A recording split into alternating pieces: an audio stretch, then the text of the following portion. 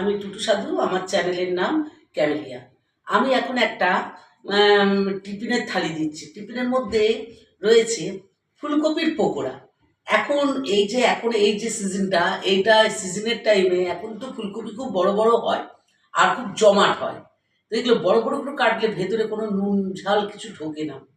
তাই এগুলো ছোট্ট ছোট্ট করে কেটে, আর সবসময় এই ফুলকপি এইভাবে করলে ভীষণ টেস্ট হয়। একটু ছোট্ট ছোট্ট করে কেটে নিয়ে হয় একটু গরম জলের মধ্যে নুন দিয়ে ফেলে একটু ভিজিয়ে রেখে তারপর সেটা ছেঁকে নিয়ে তারপর করলে পরে টেস্ট হয়।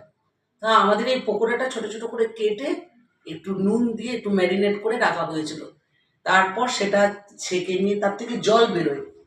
এবার সেটা জল বেরিয়েছে, তারপর ওটা আস্তে আস্তে অল্প করে বেসন, কাঁচা লঙ্কা, ধনেপাতা, নিরামিষ, কোনো আমিষের না, বেসন দিয়ে ভালো করে আস্তে আস্তে একটু একটু করে মাখতে মাখতে যখন এটা পুরো মাখা হয়ে গেলে জল আর নেই, তখন এটাকে নিয়ে একটু ছাকা তেলে পকোড়াটা ভেজে নিতে হয়।